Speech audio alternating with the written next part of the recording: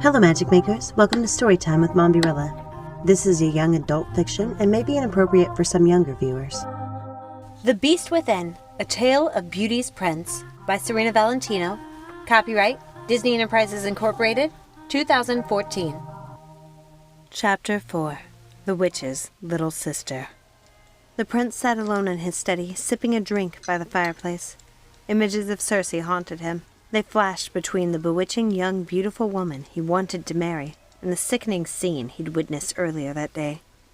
He almost felt sorry for her. Almost. But he could not soften to her. Not after she'd tried to trap him into marriage by weaving such horrid lies. As he sat there, sinister shadows danced on the walls. These were created by the firelight and the giant antlers mounted on the wall above his chair. He remembered the day he'd killed the largest trophy, the great elk. He'd almost been sad the day he finally took him down. He'd been tracking the beast for years, but when he'd killed him, he felt as if he'd lost an old friend. He sipped some more, remembering that hollow day. Just then, the porter poked his head into the room. "Prince, Miss Cersei is here to see you." The prince sighed with annoyance. "I've told you numerous times now, not to admit her. Send her away." And he turned back to his musings. The porter didn't leave. He stuttered his reply. "I haven't let her in, my lord. She is standing outside, but refuses to go. She says she will not leave until you speak with her." "Very well, then." Putting his drink on the little wooden side table next to his chair, he stood with a heavy sigh and made his way toward the grand entrance. There stood Cersei, a pathetic little creature holding a single red rose, looking downright diminutive in the gaping arched doorway. Her eyes were sad, swollen and red from crying. She looked nothing like the ravishing beauty that had once stood in his rose garden all golden, silver, and light. If seeing her mucking around in the mud that day hadn't vanquished the memory from his mind, then this encounter most assuredly would. He'd never again be tempted by memories of her beauty, trying to fool him into feeling sorry for the little, lying creature. She had a ratty shawl around her shoulders that made her look like an old beggar woman. The light and shadow on her face made her look old and haggard. Had he not known it was her, he would have thought her an old beggar woman indeed. She spoke with a small voice. She sounded like a little crow, her voice scratchy and hoarse from long crying. "My love, please, I can't believe you would treat me so poorly. Surely you did not mean the things you said to me earlier today." She broke down sobbing, her tear-stained and swollen face buried in her small white hands. How could he ever have thought her adorable? "I cannot marry you, Cersei. You must have known that from the start. I'm guessing that is why you tried to keep your parents a secret." "But I didn't know, my love. My darling, please take this rose and remember the days you still loved me. Won't you please let me come inside, away from this cold? Do you hate me so much?" Your beauty, which so captivated my heart in my very garden, will forever be tarnished by the grotesque scene I witnessed today, and by this shameful display. When Cersei's shawl fell back, the prince was startled to see her eyes were no longer swollen, and her face was not splotched with red from long hours of crying. Her skin was pale and glowing, as if she were infused with moonlight, and her hair was bright and shimmering with little silver adornments. Like sparkling bits of stardust were captured within. Her dress was opalescent silver, and everything about her seemed to glow with enchantment, but nothing shined brighter than her pale blue eyes. She'd never looked so beautiful. "I will never be quite as beautiful again in your eyes, because you think I'm the daughter of a pig farmer?" Then he heard their voices, climbing out of the darkness like a chorus of harpies, swooping up from hell. "Farmer's daughter? Our little sister? Why, she is of royal blood. She is cousin of the old king." He couldn't see who was speaking. He only heard 3 distinct voices coming from the darkness. Something about the voices unnerved him. No. If he were completely honest with himself, he would admit the voices frightened him. He wanted nothing more than to slam the door, hide within the walls of his castle, but he stood his ground. Is this true, Cersei? He asked. Yes, my prince, it is. My sisters and I come from a long line of royalty. I don't understand. Cersei's sisters stepped into the light and stood behind her. Their grotesquerie made Cersei's beauty even more pronounced. That was startling, really. It wasn't that they were ugly. The sisters, it was just that everything about them was so striking, and in such contrast to their other features. Each feature on its own could have been beautiful. Their large eyes, for example, might have looked stunning on another woman. Their hair, however, it was too black, like one could become lost in the depths of the darkness, and the contrast of their blood-red lips against their parched white skin was just too shocking. They didn't seem real, these sisters. None of this did, because all of it was absurd. He felt as if he must be dreaming, caught in a nightmare. He was enchanted by Cersei's transfiguration. It made him forget his earlier vow never again to think of her. He was enamored with her beauty once more. Cersei, this is wonderful. All is well. You're of royal descent. We can be married. We had to be sure you really loved her, said Lucinda, her eyes narrowing. Yes, sure, said Martha. We wouldn't just let our sister marry a monster, they shouted accusingly in unison. Monster? How dare you? The prince snapped. The sisters laughed. This is what we see. A monster. Oh, others may find you handsome enough, but you have a cruel heart. And that is what we see, the ugliness of your soul. Soon all will see you for the cruel beast you are.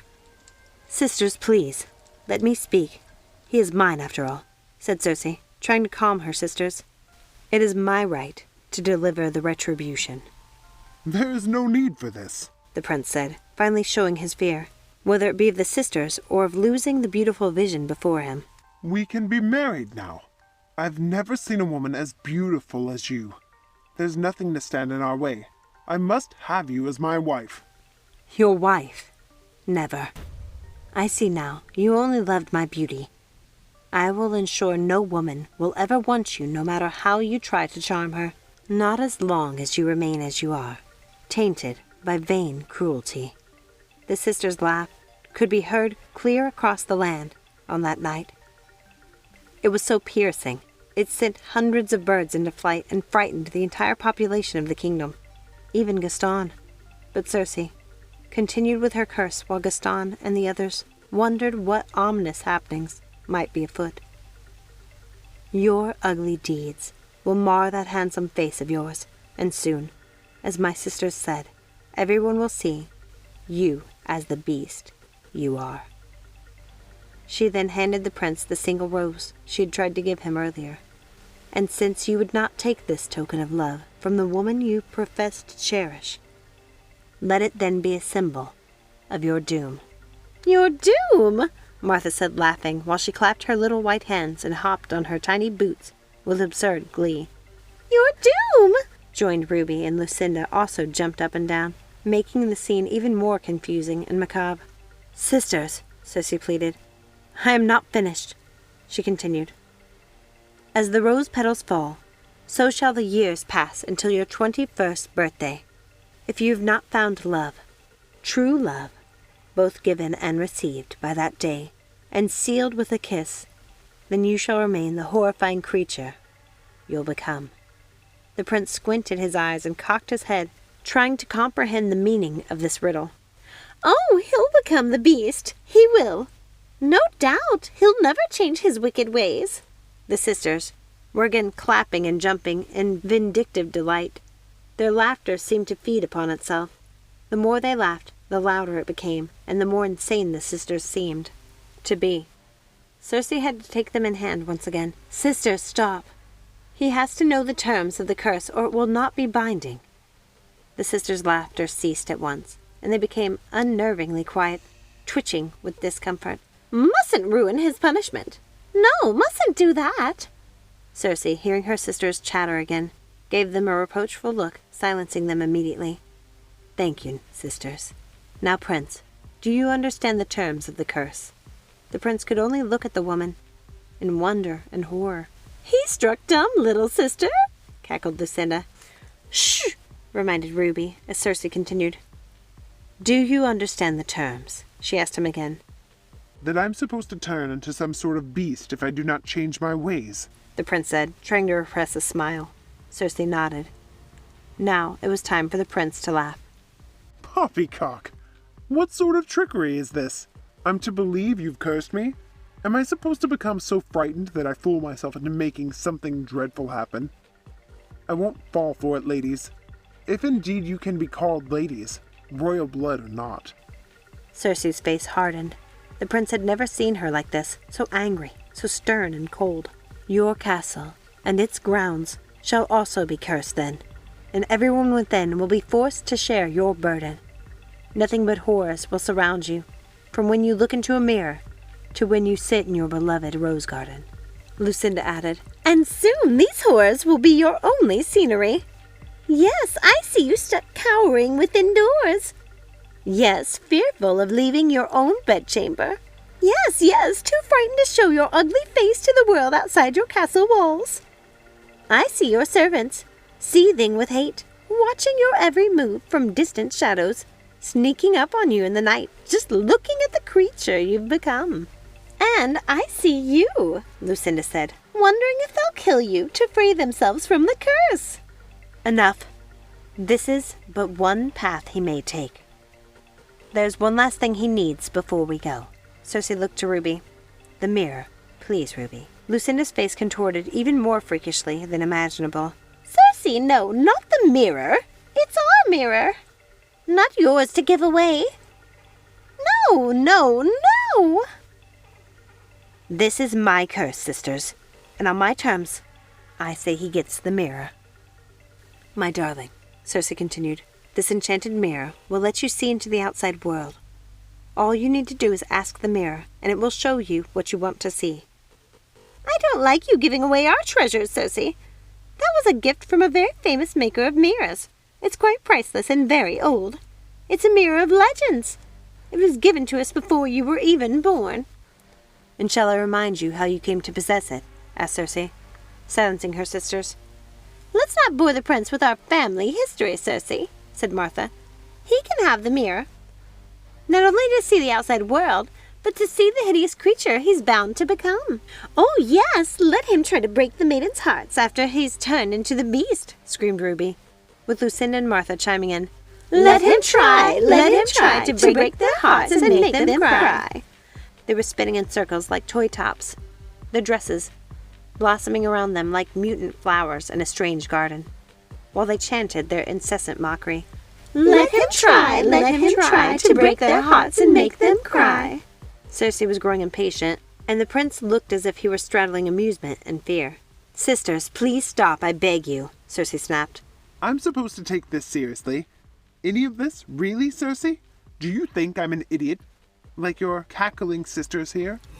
Before the prince could say any more, he found himself pressed firmly against the stone wall behind him, Cersei's hand placed tightly around his throat, her voice a hiss like a giant serpent's. Never speak ill of my sisters again.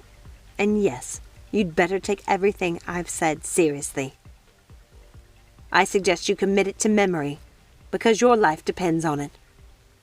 The curse is in your hands now. Choose the right path, Prince. Change your ways, and you shall be redeemed. Choose cruelty and vanity, and you will suffer indeed. She released him. He was utterly gobsmacked. Her face was very close to his and full of hate. He felt frightened, really frightened, perhaps for the first time in his young life. Do you understand? She asked again, vehemently, and all he could mutter was, Yes. Come, sisters, let's leave him then. He will choose his own path from here. So he did. Thank you so much for listening. I hope you enjoyed this reading. If you haven't had a chance to, please take a second, like, subscribe, ring that notification bell, comment down below, share with a friend, and check out some of the other Villain series chapters and books as well. Join us next time And remember, let it go and keep moving forward. Have a magical day. Bye.